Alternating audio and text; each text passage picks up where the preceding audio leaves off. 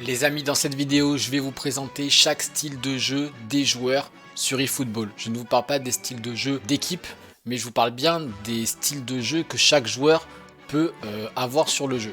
Pas les techniques, le style de jeu type meneur créatif, opportuniste, tout ça, je vais vous expliquer quels sont les meilleurs pour moi. Donc pour ça, on va se baser sur mon équipe, les amis, on va prendre mon équipe, et parce que dans mon équipe, globalement, il y a tous les styles de jeu que je trouve intéressants. Évidemment, il y a une définition propre à chaque style de jeu, mais moi, je vais pas vous parler de ça, je vais vous parler de ce que moi, je ressens in-game. Donc, les gars, on va prendre mon équipe, elle est là, on va commencer par le poste de gardien. Gardien offensif, j'en ai déjà beaucoup parlé. Il va être présent dans le jeu, il va faire le jeu et il va avoir des dégagements qui sont tendus. Très bon dégagement, très bonne relance. Il va participer au jeu, vous pouvez jouer avec le gardien et je trouve ça intéressant. Et il va sortir, il va avoir tendance à se positionner plus haut dans la surface, prêt à gérer la profondeur ou autre. Il fait partie intégrante de votre défense et je trouve ça très intéressant dans ce rôle là pour un gardien. Les défenseurs construction, c'est ce que je privilégie le plus, mais pas que. Alors là, il y a une particularité dans cette équipe, c'est que je joue avec deux centraux construction et un orchestrateur, parce que c'est Rijkaard. Mais vous pouvez privilégier, surtout, c'est ce que je vous conseille, un joueur construction et un joueur destructeur, type Ruben Dias, Rudiger. Je trouve ça beaucoup trop fort. C'est que là, on est sur une 3 def, et Rijkaard peut jouer central, c'est pour ça qu'il est là, mais il ne faut pas faire attention à son... on va l'appeler playstyle. On va dire que le playstyle plus intéressant pour les centraux, ça reste De Ligt avec un construction et Ruben ou Rudiger avec un destructeur, que je trouve vraiment beaucoup trop fort. Vous pouvez privilégier ensuite d'autres styles de jeu type orchestrateur comme Rijkaard pour les milieux qui descendent à ce poste là, mais par contre les défenseurs offensifs c'est pas mon truc. Même dans une 3D j'aime pas trop, type Bastoni ou autre, des mecs qui vont monter vers l'avant, ils vont monter très haut, très vite chercher les ballons. Ça peut être bien quand tu récupères la balle, mais au cas où tu ne récupères pas le ballon, tu t'exposes tout de suite derrière, ça va laisser un espace incroyable pour l'équipe adverse. Le milieu de terrain, voilà, c'est le meilleur style de jeu. Je vous laisse regarder le style de Rodri, j'en dis pas plus, c'est le meilleur style de jeu pour un 6 pour moi. C'est pareil pour Busquets, c'est incroyable. Pour moi, ce sont les meilleurs 6 dans le jeu. Eux et les orchestrateurs, type justement Rijkaard. Mais pour moi, orchestrateur, c'est un profil plus offensif. Dans un milieu à 3, c'est le numéro 8 par exemple. Ou dans un milieu à 2-6, tu peux en mettre un. Mais quand tu as un vrai 6-6 pour moi, c'est ce style de jeu là. Jornevch, voilà, c'est le style basique d'un 8, type Bellingham, type tous ces joueurs là qui font les efforts, qui sont bons offensivement, défensivement. C'est le box-to-box, hein. C'est le rôle du box-to-box, c'est le compromis parfait entre attaque et défense. D'ailleurs, regardez les stats de João Neves qui est sorti cette semaine, je l'ai packé en un tirage, c'est incroyable. 82 conscience offensive, 87 conscience défensive. 82 de vitesse, 87 d'accélération, 87 de puissance de tir, 77 de finition, 83 passes courtes, 82 passes longues. C'est incroyable, 86 de dribble, il a des stats dingues. Pour ceux qui l'ont joué, n'hésitez pas à me donner votre avis sur le joueur, mais voilà, c'est un style de jeu pareil que je conseille au milieu de terrain, que je trouve incroyable. Ensuite, latéral offensif pour le défenseur gauche. Il y a toujours un de mes latéraux qui est en latéral offensif. C'est quelque chose qui est incroyable, on va se baser sur une 4 def. C'est quelque chose qui est très intéressant. Tu vas avoir des appels, ça va déclencher, ça va apporter du soutien. Et ça, c'est vraiment quelque chose que j'apprécie énormément chez les latéraux.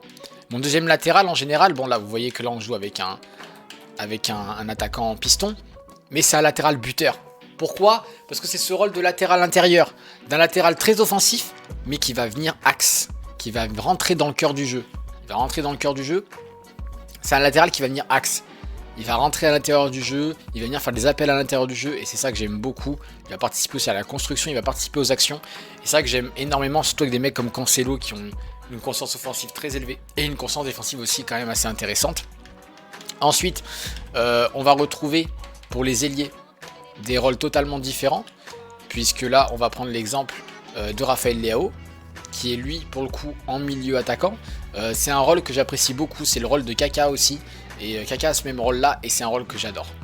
C'est un rôle que j'adore, pourquoi? Parce que je ne saurais même pas comment vous le décrire, mais c'est quelqu'un qui va être présent à la fois au milieu de terrain et à la fois en attaque. Il va venir créer le lien entre le milieu et l'attaque, et en plus il a un rôle d'attaquant qui est, comment dire, quand tu mets un 10 basique en meneur créatif ou autre, ou un 10 classique, il n'a pas cet apport offensif qu'a un mec comme Kaka ou Leao avec ce style de jeu là, et en plus ils ont les stats qui vont avec, 86 de finition. Voilà où est la différence.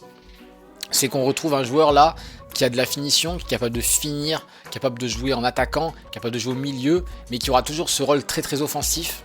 Et c'est pour ça que quand ces mecs là tu les mets en MOC, ils sont trop forts. Moi c'est le joueur que je joue sur le côté, Raphaël Leao, en milieu attaquant.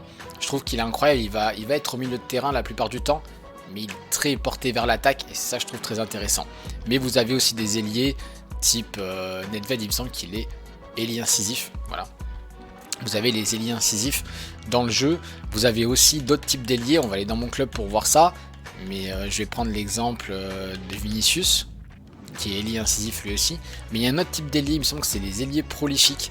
Et je crois que c'est Dembélé qui a ce style de jeu là. Je ne veux pas dire de bêtises. Voilà, Dembélé qui est ailier prolifique. Je ne sais plus trop où est la différence, mais il me semble qu'eux ils prennent beaucoup plus l'espace. Ils restent beaucoup plus sur le couloir. Ils rentrent moins dans l'axe. Vous avez ensuite, pour le MOC, un rôle qui est le meneur créatif ou le 10 classique. Meneur créatif chez Messi et 10 classique chez Gullit. Donc voilà, Ronny lui, il est en meneur créatif encore une fois. C'est des rôles que vous pouvez retrouver à la fois sur le côté ou dans l'axe. Et c'est un rôle que je trouve incroyable. C'est le rôle aussi d'Iniesta. C'est quelque chose que je trouve dingue parce qu'ils vont faire le jeu, ils vont créer le jeu, ils vont apporter le lien entre le milieu et l'attaque, ils vont se projeter, ils vont tout faire en fait. Et pour moi, c'est le rôle le plus intéressant pour les milieux de terrain, pour un 8 ou pour un MOC. Ça va dépendre, des fois il y en a qui vont aimer le 10 classique. Moi j'apprécie énormément le 10 classique, mais ça va dépendre dans quelle manière je vais pouvoir l'utiliser. Je peux utiliser un 10 classique en numéro 10, comme je peux l'utiliser en second attaquant, type Del Piero par exemple. Donc du coup, moi c'est ce que je fais, j'utilise un 10 classique en second attaquant, parfois j'utilise même un meneur créatif en second attaquant, ça va dépendre un petit peu de ce que je recherche dans le match, mais c'est des rôles que je trouve très importants. Et le buteur, pour moi, le meilleur buteur dans le jeu, c'est l'opportuniste. Pour moi, c'est... Et pour moi, le buteur, le meilleur rôle dans le jeu, c'est opportuniste. Voilà, Van Basten est opportuniste, Eto'o est opportuniste, Morientes, lui, il est autre chose qu'opportuniste. Mais voilà, la plupart de mes buteurs sont opportunistes parce que c'est le rôle que je trouve le plus fort. Voilà, Enzo Fernandez encore qui se met dans la même case que João Neves. Il y a beaucoup de joueurs en opportuniste et en BU et c'est ceux que je trouve le plus fort dans le jeu. Je vais vous montrer un petit peu d'autres cartes. Là on a Kluivert en pivot. Kluivert pivot, je suis pas fan du tout. Je n'apprécie pas vraiment. Lautaro lui il est opportuniste. Donc la plupart des buteurs que j'ai joués sont opportunistes. Vous avez aussi des joueurs qui sont en attaquant de soutien, qui sont pas mauvais. Type Cruyff est attaquant de soutien et c'est très fort. Donc voilà, c'est un petit peu mon avis sur les rôles. Ceux que je joue, c'est ceux que je trouve le plus fort. Il y a peut-être des autres rôles que je ne joue pas qui sont incroyables, mais moi c'est ceux que je trouve les plus intéressants. Et ensuite, pour ce qui est des styles de jeu, j'en avais déjà parlé, privilégié contre rapide et contre ballon long. On se retrouve rapidement pour une prochaine vidéo les amis.